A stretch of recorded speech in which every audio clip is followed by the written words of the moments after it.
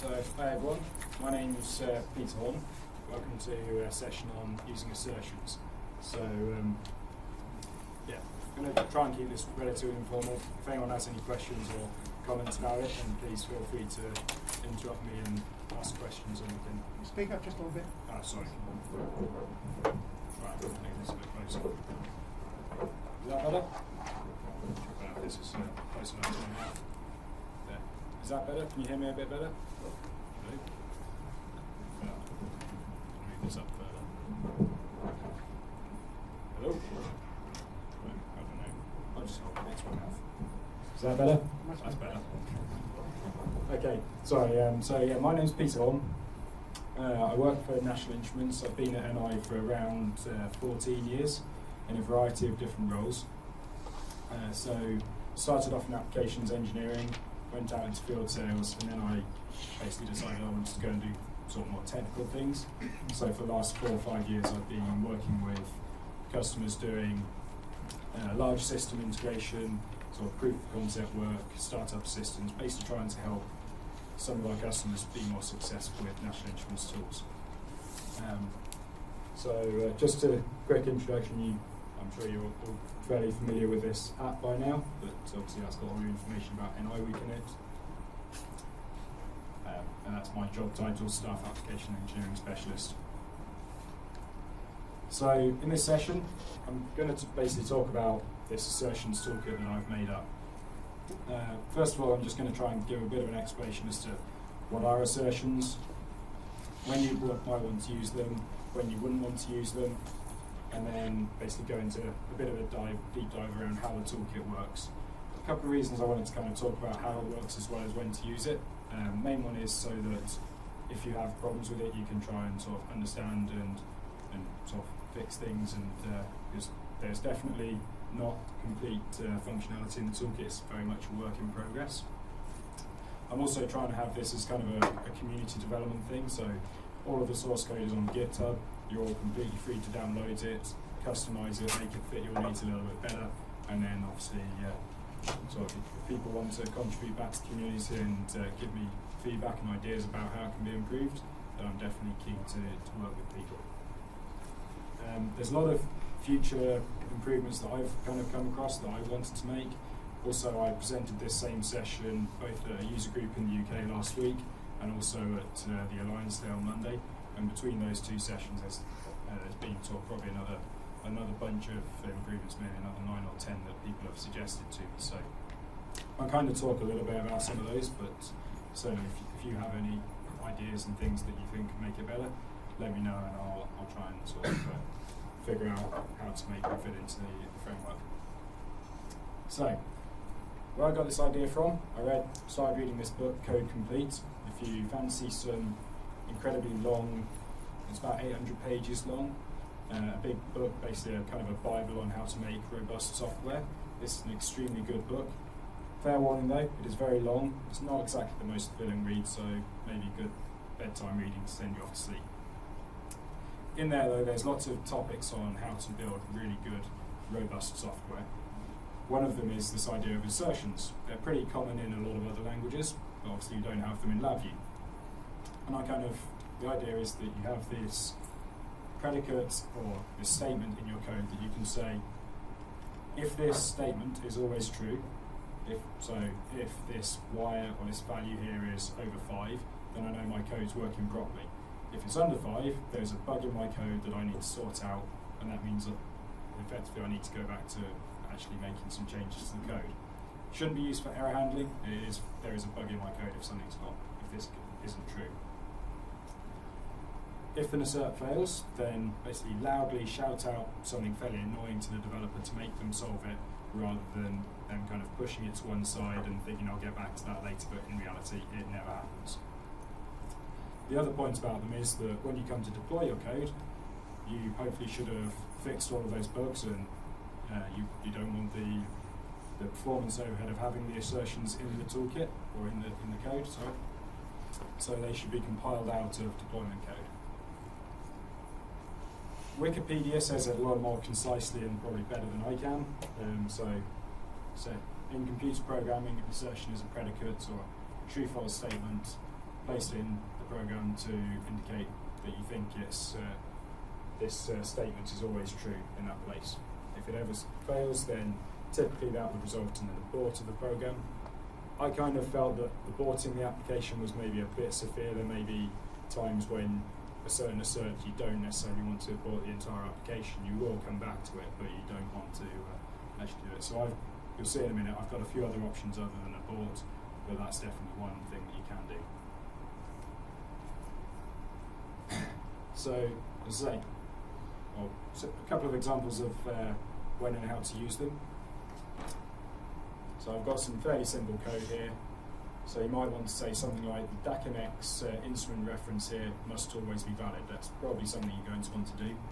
In this case, this is just a fairly simple sort of flat VI. You probably wouldn't put an assert in there, but maybe if you were building a sub VI with a load of DACMX references going through it, you might want to have an assert in there to just check that the calling code is passing the reference down to your sub VIs correctly. In this sub VI, maybe you've written that sub VI to be dropped into lots of bits of code, and again you want to check that it's being called correctly, so you could have an assert on this line here to say this array of measurements should always have values in it. If it's not, then something's gone wrong. Maybe you've forgotten to wire up the input to the sub VI, so it's just going to use the default empty array values. Or another one, maybe this byte stream file reference might be, you need to make sure that that's a valid reference as well. So, just made a note here at the bottom.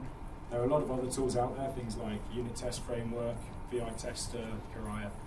They're all fantastic tools. There's definitely overlap between what I've done here and what they can do. I'm not in any way saying that what I've done is better, it's just another option for you to use, and probably I know some people are kind of looking at it and they use multiple tools in different places of their development process.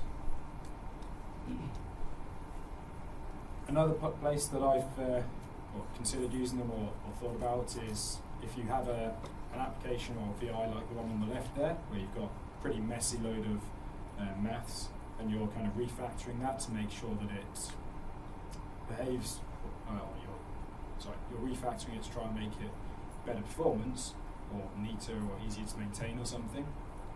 Then you could put a load of asserts all over the outputs and the inputs and then test it, make sure you understand how it works, and then replace the middle section of code with something a lot simpler like I've got here in this math script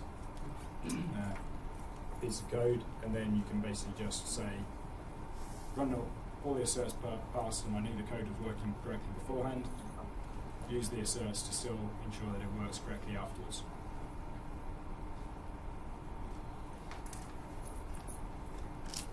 Essentially, certainly the main reason I know of not to use them is error handling.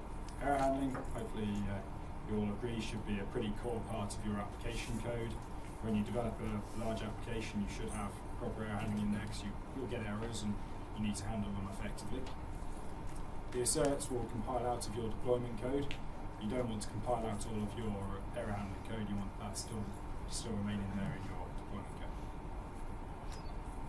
Okay, is everything kind of clear so far? Any questions at all? Okay. So moving on to a bit of a demo. So this is the VI that I've decided to use for a bit of a demo here. It's pretty simple.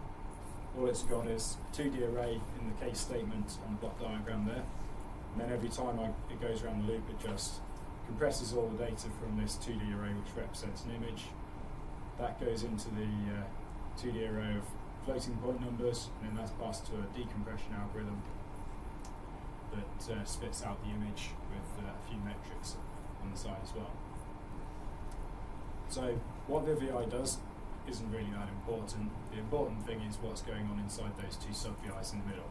And to do a bit of testing on those, I'm just going to kind of put a few asserts throughout them and then sort of just kind of use that to show how the framework works. So inside those two sub-VIs, they're not too complicated. They're kind of a couple of for loops going through arrays and doing various, doing a bit of maths and modification of the numbers. But you can probably imagine if you came to just, say, put a load of values into those array inputs and then check the array outputs are basically doing what you want, then that's kind of going to be quite tricky to understand and quite not exactly the easiest thing to test, just sort of running each VI over and over again with known values. So you could say things like, this I32 value here must never be less than 8, or must always be less than 8, or this one must always be greater than 0. While writing this while writing this slide, I came up with a couple of other ones which I thought would be quite interesting, such as this must always be an even number, or this must always be base 2. So I'll come back to that a little bit later. I've got some ideas for how I would integrate more custom tests. For the moment, it's just kind of a fixed list of tests that I can add in. Essentially though, like I mentioned before, the asserts should be added in all over your code for any place that you can say a failure here means there's a bug in my code and I need to change something. So it's a relatively simple rule to go by, I think. So, moving on to what I've actually done in terms of creating a framework, there's kind of two parts to the framework. The first part is actually creating these assert VIs, and I've just got to right-click. Well, it's either accessible either by a right-click shortcut or by a quick drop, and you just get into this dialog box where you can give it a name, tell it what test operation you want to do. The test list of operations changes depending on what the data type of the wire is, and then you have a space there where you can enter a comparison value, and then things like comments, what you want to happen if it fails, and then a bit of a description as well. The difference between comment and description: the comment, you'll see in a minute, comes up in the dialog box that I view the asserts on. The description goes into the context help of the VI that I'm scripting for this, so that you can just hover your mouse over it and see what that specific assert does. So, like I said, I script this VI, and it's got a context help associated with it, which has the information of what the test is. And then if I go into just a slight side note, one idea that I was actually speaking to James McNally in the airport about this on the way here, and he suggested a good addition to the framework would be when I drop the VI down onto the block diagram of the calling VI, add a caption there that just has the sort of a string representation of the test, just so when you're looking through your code you can see what tests are littered throughout your code. So that's something that I'm going to try and have a look into, but haven't done anything on yet. And yeah, the other thing to mention here is in the VI that gets scripted, there's a load of constants in there. So I basically have a template with all empty constants, the values in my dialog box here, and things like the username of the developer who created the assert, the timestamp of when the assert was created, are all hard-coded into that specific assert VI, so that all those values are saved, and then you just have a specific VI for that specific instance of an assert. So you'll be able to see that when I bring up the VI and stuff in a second.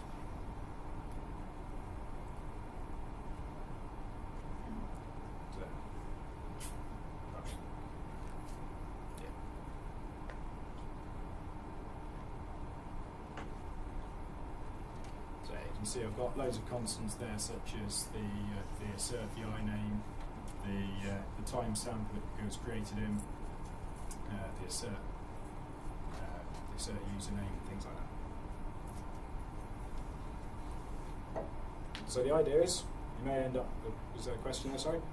Quick one. The VI is not physical on disk; it's embedded in the parent VI. There is it creates a VI, and then it gets the file location of the parent VI, creates another folder in that folder called asserts, and then just drops it into that folder. So yeah, you may end up with a load of asserts all littered across your application like I've got here. And then just a few points that I've realised on this. At the moment I don't have any support for arrays, so if you try and right click on an array of values, then the framework will tell you that's not a supported data type. So you can obviously put a for loop there and index the elements and then just do the test on each element of the array. I want to try and be a bit more intelligent about how I test arrays though. So I've got some ideas about how to do that with malleable VIs or polymorphic VIs.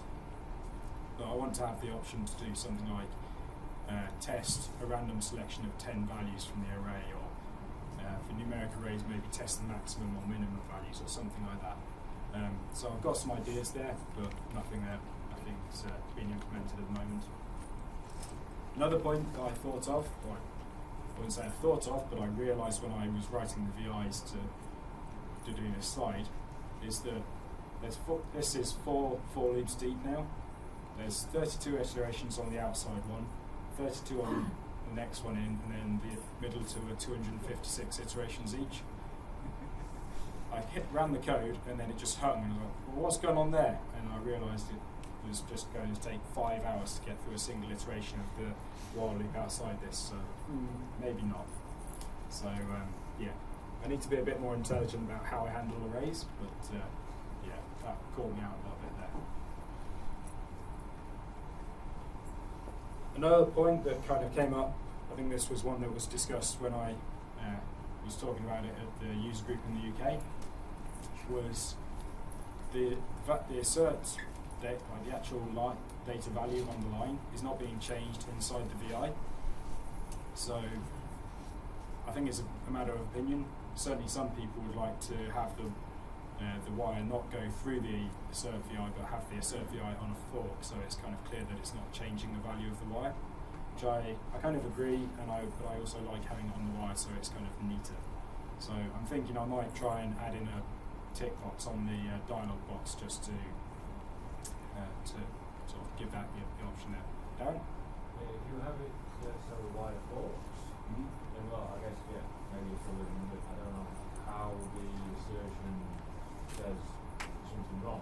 If you have it fork, the next piece of code will already execute before the assertion didn't say there's something wrong. So as a result, if it's on the line, it's off. Yeah.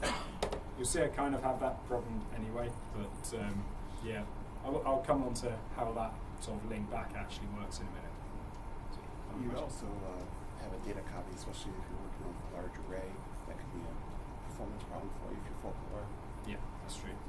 So, yeah, so I think I wouldn't want to have it always forked. I think if I was going to do it, I'd have an option on there to say add a fork or have it in line.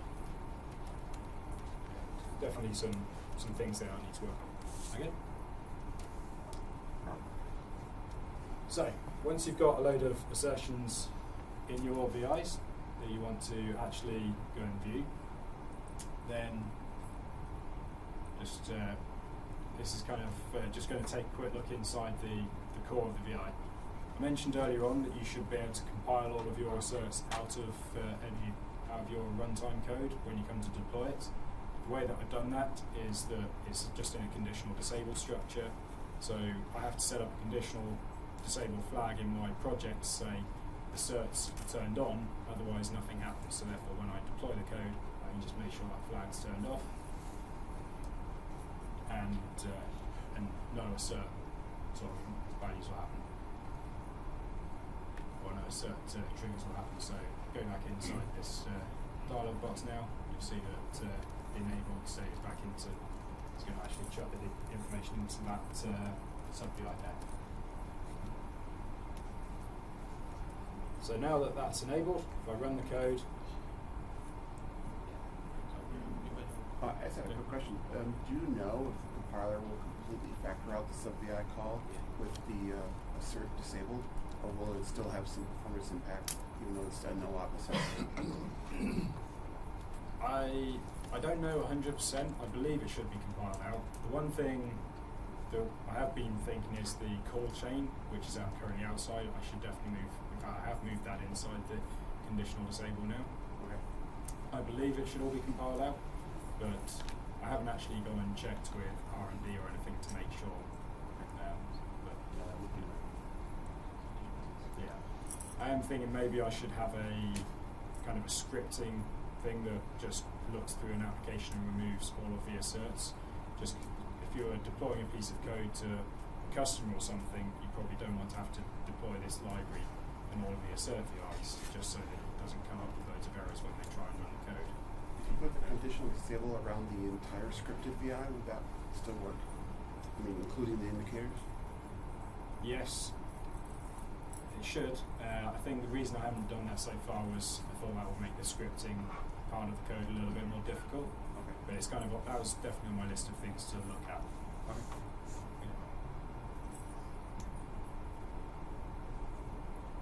So yeah, once I've got a load of asserts into the code, I can run this, go into the tools menu, and just start up the assert display, and then I can basically go into this subdial here and or subproduct panel, and every time those asserts iterate, then they update their values. The one point to mention is it doesn't update the display every time the any of the asserts are updated. I've kind of got them decoupled, so if my asserts are going around at, say, 10 key alerts or something like that, I probably don't want to update my display at that speed, so you can set the display to update at a much slower speed, like once a second or whatever makes sense. So how are you storing in the background all the assert results? They're basically just in an array inside. It's an actor framework application that they display, and inside the main actor it's got an array of assert values. So it's registering to some sort of user event that your sub-VI and your assert VI? Yeah. Would you consider using the desktop trace toolkit to log your asserts instead of making your own custom UI? And there's a reason you chose one way or the other? It's a good point. I didn't. You can write strings Yeah, right to no, it you're from right. a VI, and that would be a way to, when the cert fires, put the data out. Yeah, I did use the desktop execution trace toolkit a fair bit while I was building it to make sure that certain things were working correctly. I guess I hadn't considered using that for the actual display. I guess this has a little bit more. I was able to customize this, obviously, to make it look how I wanted. I definitely could have done that. I'm not 100% sure, but maybe the desktop tool is not available. Let's say the base version of the application. I think it's either separate. I think they included it now. I think that used to be the case, but I think now it's already included. It's already there. I think Yeah. so. Yeah, I think. Yeah, to be honest, I don't know what's in what version of LabVIEW these days because I just have everything. Okay, so as I mentioned, one thing that came up pretty much immediately when I first presented this last week. Call chain should definitely be inside that conditional disable. Again, the compiler's probably intelligent enough to compile that out, but it doesn't hurt. There was no reason to have it outside of the conditional disable, so may as well jump in to make sure. I will try and check with, I might have a chat with maybe Stephen or someone to just see if there's any sort of chance that I'm not optimizing things there. It's certainly worth looking at,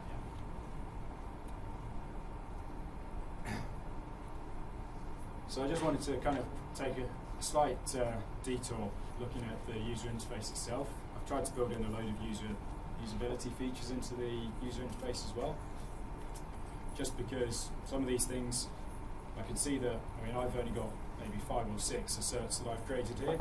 If you had an application with 2,000 asserts in, which you could probably easily get to with a really large application, then having this list, you're going to be sort of hunting through there and thinking, what value does that actually refer to? And you don't really know sort of which assert value relates to which VI or which test. So therefore I had that, right click on any of them, click show assert, and it will take you to that place in your code. Also, because it's kind of quite a fixed interface, I want to again make this a little bit more configurable and expandable. moving forward, but at the moment I've just got that 5 columns that I've got there, but I can change which values are displayed in any one of them. And then I can also change what the failure action is. So does it just show up the assert result in this display? Does it log it to a file, pause the application, or does it abort the application completely? I've also put in the ability to filter my asserts out. So if I want to just filter by a numeric value or whatever is in my, in this case I'm just saying if the name contains none, then include it. If it doesn't, then don't. And then I can enable or disable that feature as I want. Is there an option to make it lossless? So for example, you could almost use this as a smart probe. Sorry, how do you mean? Right now, I mean, you're saying that you're updating that list at a predetermined time, right? Like Oh, every right. second or So, something. So yeah. if you wanted to actually get all of them, is that possible? It's possible. I'm trying to remember if I actually. Yeah, I think yes, there. So I haven't actually shown in the video here, but if you go into that settings tab, in there, that's where you set up that timing. And I'm pretty sure I put in there a setting for on demand, so it will just update every time a new assert value comes in. It will just update, which worked fine as long as it's not going really fast. Okay. Is there anything to make sure you see a fail? If you're not updating all the time, is it possible that something will fail once and then you'll miss it? It is possible, yeah.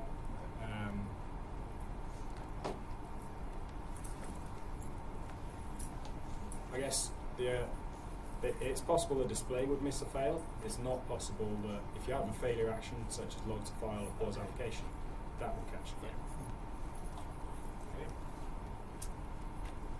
So, kind of the important part on that note is what happens when an assert fails. So I'm just going to putting another assert in here to just so that this will always fail, to do a bit of demonstration. And so now I'm basically going to just try out the different failure modes. So log to file, nothing, log to file, pause application, and abort application.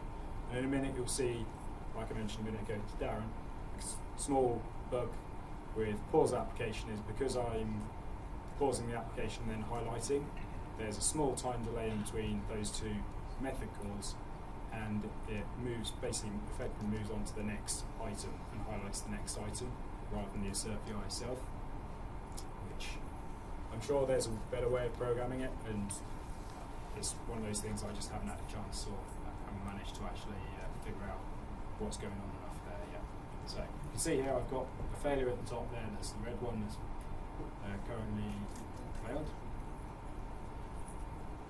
At the moment it's set to don't do anything. So now I've just set it to log to file, and then at the moment this is another area that I would like to improve things. At the moment it just drops a CSV file on the desktop. I'd like to have that configurable, but yeah, I haven't got around to making it configurable yet. It just creates every day it will create a new assert log at the moment, so just adds more and more lines to that CSV file. So yeah, you can see there the assert was on the bottom there, and it's flagging up that the sub VI itself is where there's a problem. So it's a small bug there, which if anyone's got any ideas on how to fix that, then that'd be good. And then completely aborts the calling application and just pops up a dialog box saying the name of the assert and the name of the VI that got closed. Okay. Does that make sense? Any questions about any of that?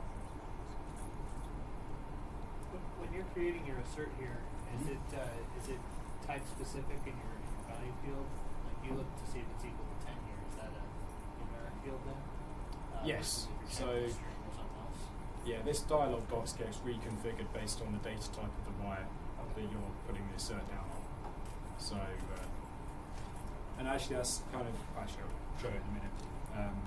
But I do a bit of differentiation between integer numbers and floating point numbers as well. Because obviously doing a complete sort of a straight equals on a floating point is not really that useful sometimes, because even a small error is going to throw it off.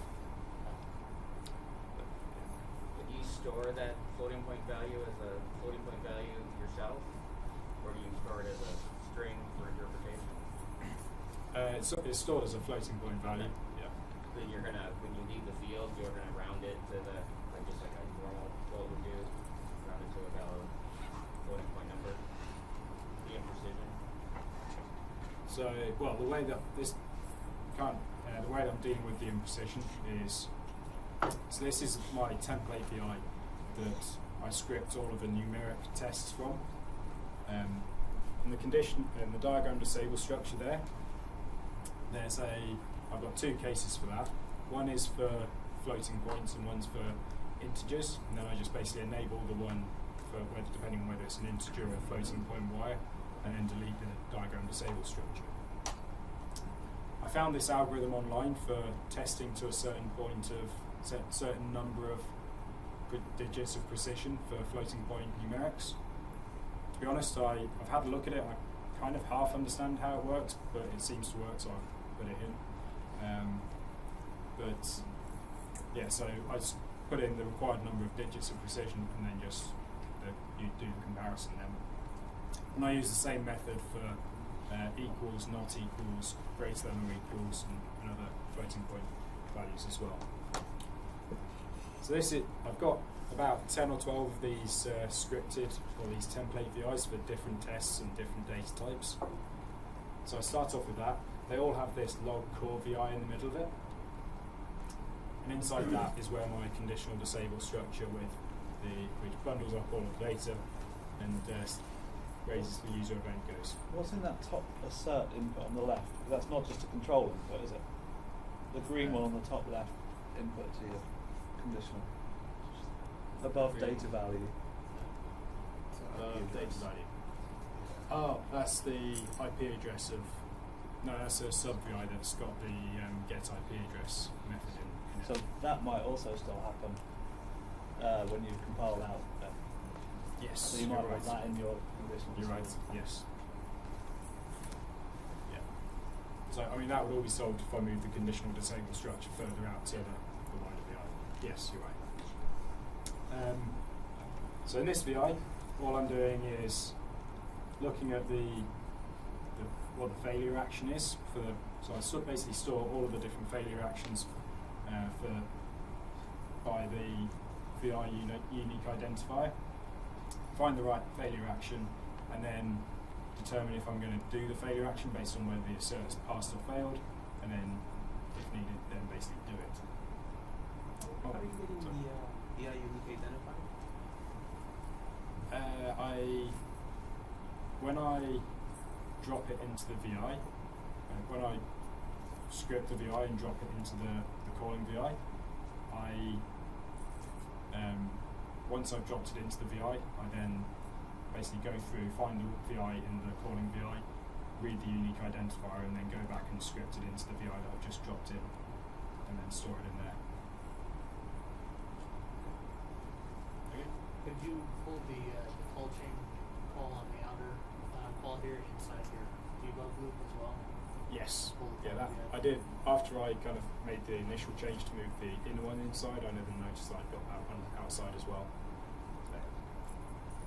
I wanted to go one level deeper because this determined failure action is kind of quite important. So looking inside that, this is basically how I'm passing. When something fails, this is how I pass back to the calling application that the problem's occurred and need to do something about it. This is also where I change what those failure actions are. So in the case structure in the middle there, I've got an event structure with a 0 timeout. So if the changing a failure action on my user interface puts an event into that event registration queue, so that the next time the assert is called, there'll be an event waiting there, and it will change the failure action that's held in this single element queue. If nothing is on that queue, then it just uses whatever the current failure action is. and then in this do failure action VI down on the bottom right here, that's where it's a dynamic dispatch set of classes, so I can just basically select the right class and then use the right dynamic dispatch VI for whether it's none, logs file, abort, or whatever. One topic that came up, or one suggestion that came up the other day when I was presenting this at the Alliance Day, was that sometimes you might want to create custom actions there.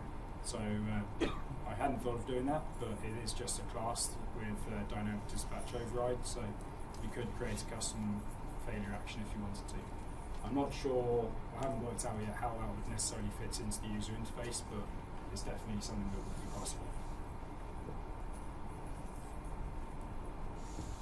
And then I mentioned that this is the sort of the display as a user is an actor framework. Well, it's an actor, so this is just a quick look at the block diagram for that. I'm not going to go into any more depth. Essentially, though, every time an assert is triggered, it raises a user event which goes into this sort of event in the event structure in the while loop there. That then pings a message down into the actor core, which stores all of the assert messages and all of their data into an array of assert messages.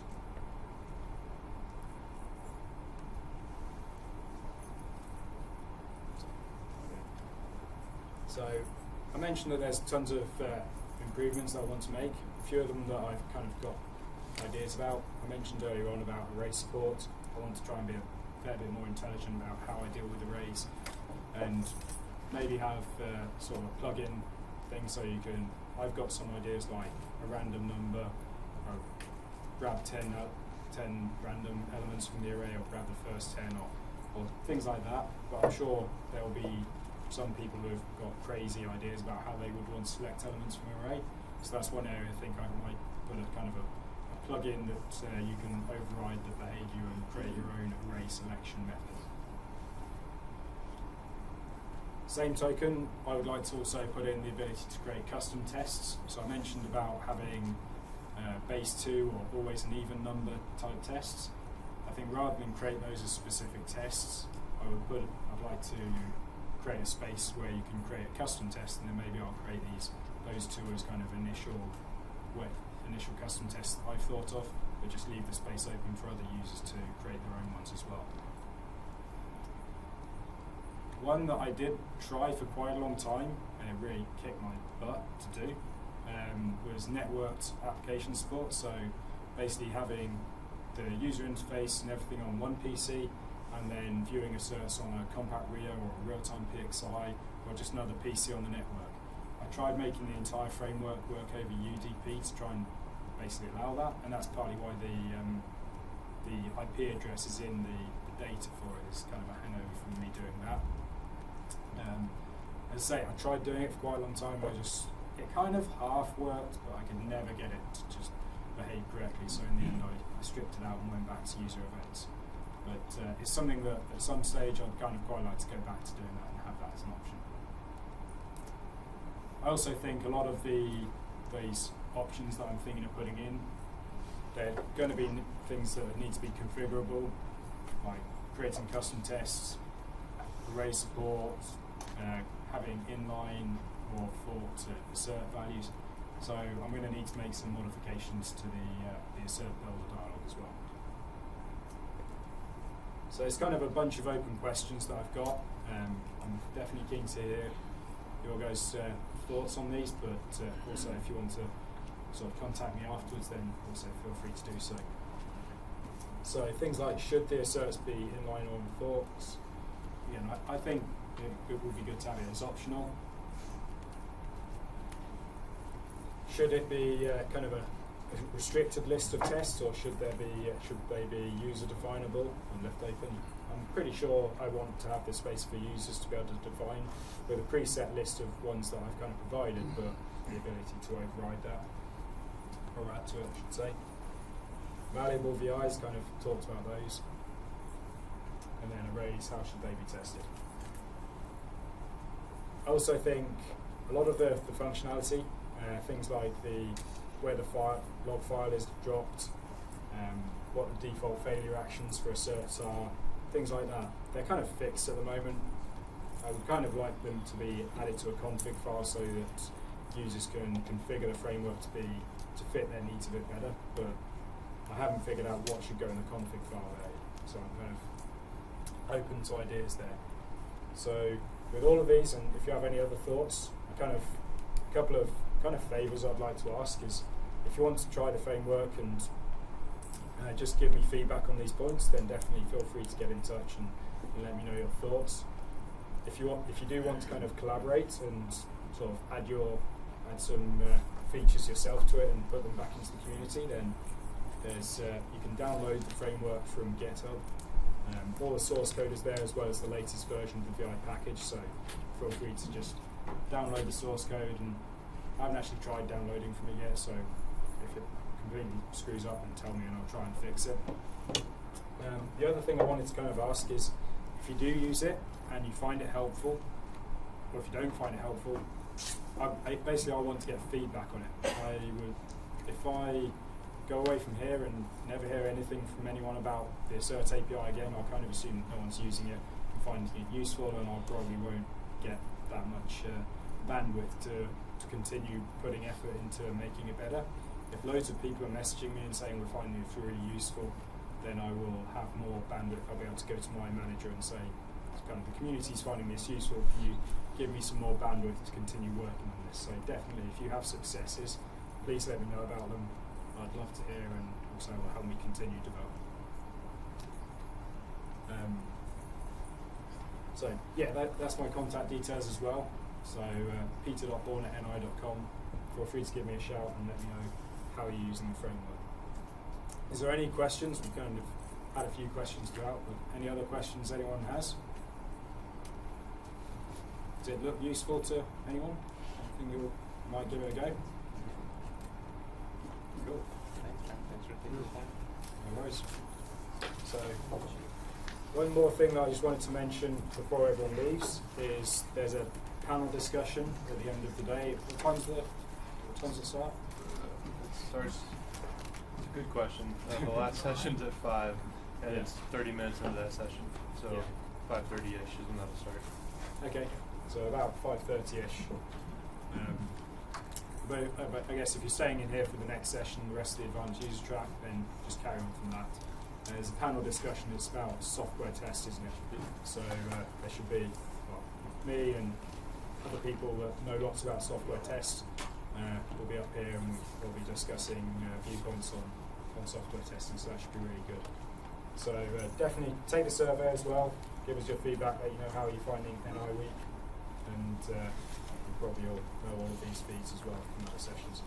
But yeah, if you have any questions, you want to come and talk to me privately or whatever, then that'd be great. Otherwise, thanks for your time, and hopefully look forward to speaking to you about it soon.